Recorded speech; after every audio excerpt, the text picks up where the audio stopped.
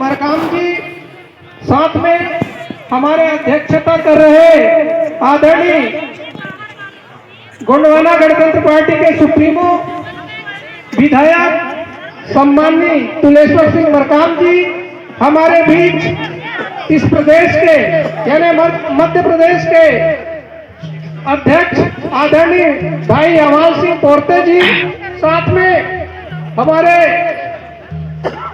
राष्ट्रीय अध्यक्ष अनुसूचित जनजाति आदरणीय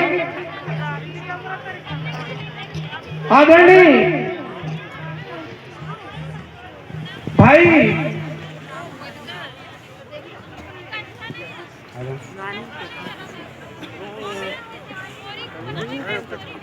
गौड़ साहब, साथ में हमारे समस्त राष्ट्रीय, प्रदेश एवं जिला, संभाग और वार्ड से लेकर पंच तक साथियों सभी को मैं इस मंच की ओर से और यहाँ पे उपस्थित मेरे पिता तुल्य नागरिक बंधुओं, मेरे माताओं, नन्हे मुन्ने बच्चों, युवा साथियों, आज इस साहित्य सम्मेलन में, आज इस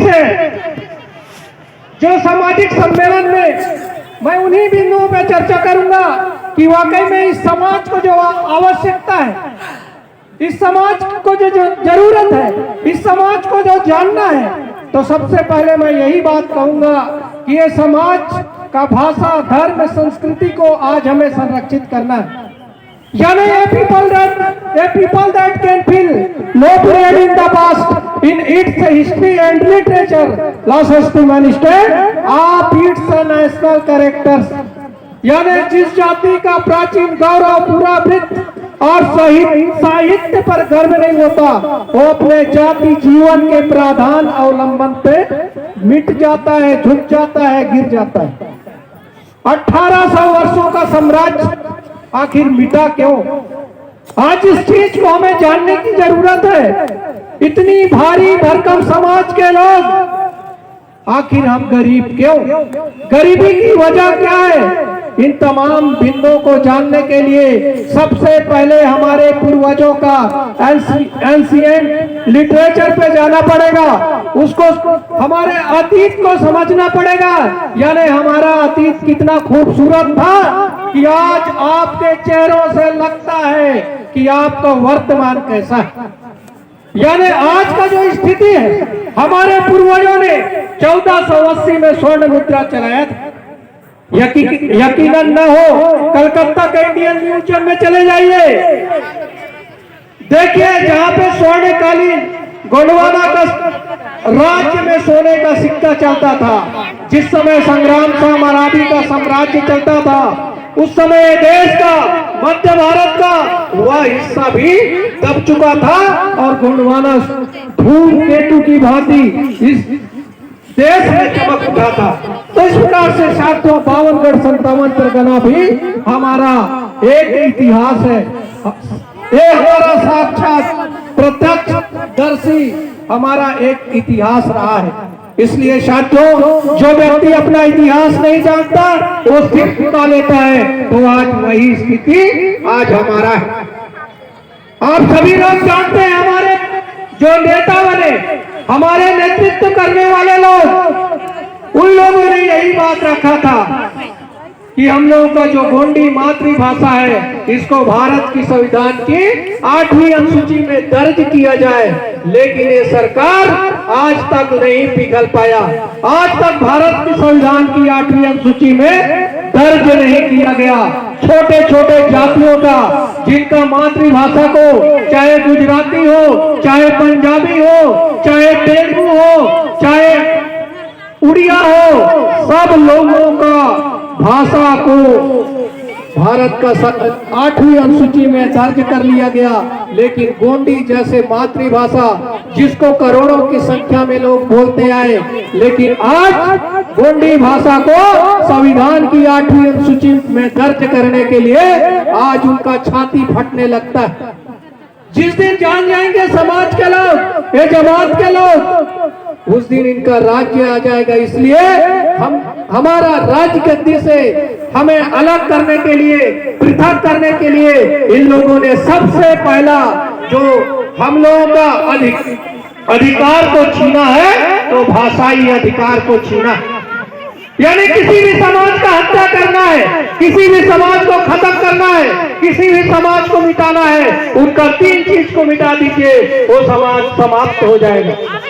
सबसे पहले उनका शस्त्र माने हथियार, ये जो तेगा तलवार है, हमारे पूर्वज लोग जिसका पूजा करते थे, बड़े बड़े लड़ाइयों में, बड़े बड़े युद्ध में हम लोगों के पूर्वजों ने इसका सहारा लिया था।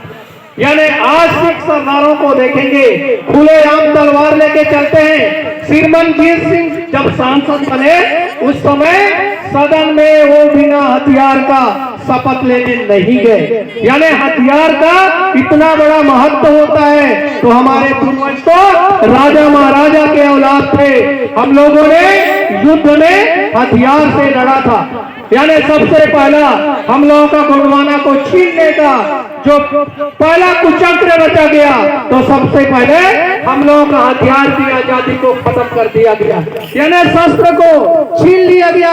आज इतने तादाद में हम लोग अपना तेगा तलवार तीर कमान लेके चलेंगे तो ये सरकार के लोग कहेंगे कि सांप्रदायिक तत्व के लोग हैं, ये सांप्रदायिकता फैलाएंगे। लेकिन सिख सरदार लोग इतने तादाद में सब लोग रखेंगे अपना तेगा तलवार, कोई कुछ नहीं कर सकता। इसलिए साथियों हमारा पहला अधिकार, पहला हथियार हम लोगों का शस्त्र को छीन लिया गया।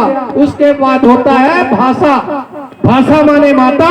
जो व्यक्ति अपने माँ को ना पहचान सके, दुनिया में कहीं भी चले जाए उसका कोई कदर नहीं होता, कोई सम्मान नहीं होता।